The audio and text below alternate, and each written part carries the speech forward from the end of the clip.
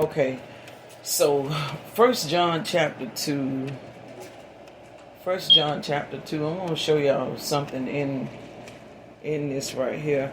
Like I said, I just want to try to be able to simplify some things for us as far as dealing with circumstances and situations. And my stuff always got to be, why does my stuff always got to be slow?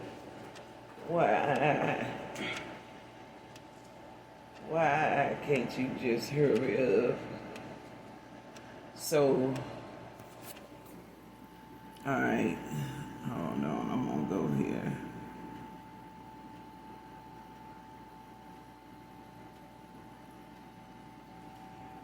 Alright, First John 2. And alright, so let me see where I want to start at so I can make sure.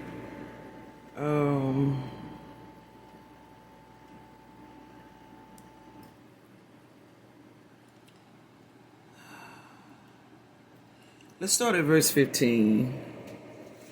1 John chapter 2 and verse 15.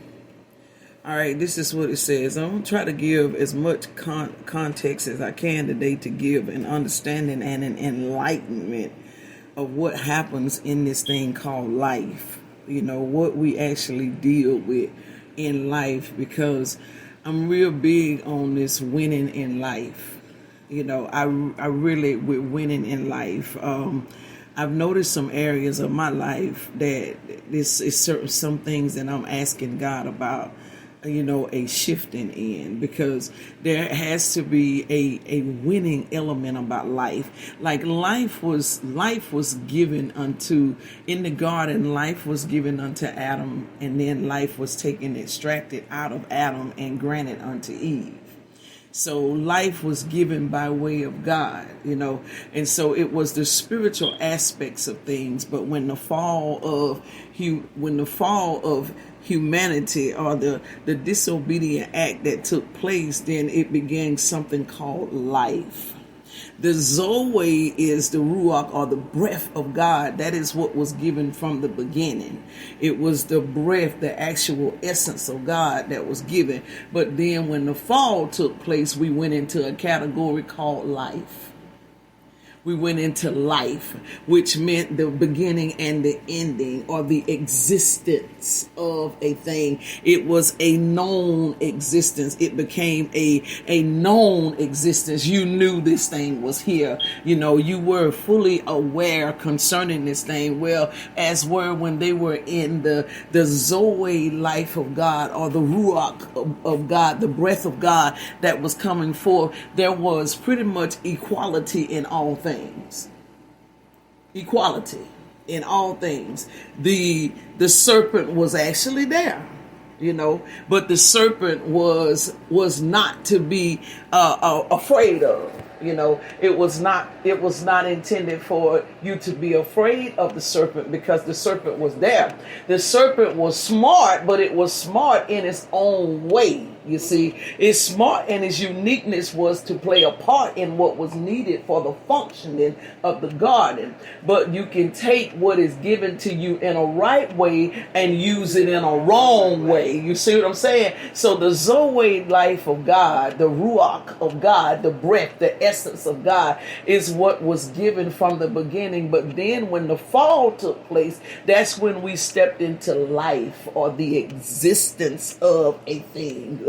We stepped into we started noticing why we were here. That is the thing that he said not. That's why he said not to touch this fruit, this tree that is in the midst of the garden, for it is the tree of knowledge, of the knowledge of good and evil. Because what it's going to do is it's going to give a certain awareness of things. Things are not going to be common anymore when you touch this. You're not going to see each other in equality. You're not going to see each other in respect. You know what I'm saying? Because it's going to give you a whole different look. That's why it says no sex before marriage and all, because it's going to give you a whole different look. You all ever paid any attention? I can tell when two people don't hit each other. You can just tell. I don't care how they try to hide it. If you good enough to know with discernment, you can tell when they don't cross that line with each other, because it brings about a knowledge of good and evil. See, it brings about a certain aura, because it connects you to that wrong thing. And see, that's what God was telling them. Do not mess with this, because it's going to connect you to the wrong thing. It's got the power or the ability to draw you out. So don't mess with it. That was his whole purpose. Because if you mess with it, it's going to get you. Point blank, that's what he was saying. If you mess with it, it's going to get you. So don't touch it. Don't bother it. Leave that stuff alone. Leave it alone. And so, because when you do that, it's now going to bring you into an existence called life. And life can only be for a certain span. You see? The existence can only be for just so long. So it's going to put you in this span called life, where your existence can only be for a certain amount of time. And because it can only be for a certain amount of time, now that you are in that space of time, you need what is called redemption. See, life came as a result of a fall. So if I go into life, I want y'all to think for a second. Let's think. Okay, if the result of if life is the result of a fall, then that meant when I started life, I started it from a position of a fall. Say that one more time. If life is the result of a fall, because I failed, I now got life. Okay. That means when I went into life, I went in with a fallen nature. I went in it with a fallen nature. I went in it wrong. Okay, I bring it to the natural for you. If I go into a relationship with somebody wrong, I done started it wrong. So I started it wrong. So it came in with a fall. So what has to happen is I now need a redeemer. So now do you see why Jesus had to come? Because I gotta have a redeemer. I gotta have something that redeems me from the fall. I've taken the fallen nature. I started in the Garden of Eden, which was nothing missing, nothing broken, and nothing held back from me or denied from me. I'm in this beautiful place where everything is of equality. Even snakes or serpents is of equality. Even panda bears and koala bears and octopus and all this type stuff was of no threat, because everything was of commonness. Everything was of God. Everything was of love, because it realized that its nature came from God. So now that I have made this fall, I've messed around and have taken on this fallen nature, I've now translated, or I've been transcended from this Zoe life to now having life. To just life, or just existence. So in order for me to get back to the Zoe life, I've got to have a redeemer. I gotta have. It's no ifs, ands, or buts about it. I got to have a redeemer. Because if I don't have a redeemer, I'm going to steady keep going in that fall. I'm going to keep going in that fall. Okay, so let's talk about my redemption. What my redemption has to be. My redemption can't be something that's of the same fallen nature as I have. Can it? Why it can't? It's the same place. Nothing to rise up. Absolutely. Good children. Good children. Good. So I can't. So now do you see why it's very important who you connect yourself with when you trying to come out of something? Huh? You Because see you're now? falling anyway. And you're in a fallen state. So if they're not into a place of having a place above or going forward, then you're going to be dragged down and even pulled to the place that they're at. That's right. That's right. The lower place than you and just That's right. Because there's no equal in That's it. right. So I need a redeemer. But my redeemer has to come from a different location than where I am. Because I'm in the fall. Right. They got to be outside. Exactly. They cannot be in the fall.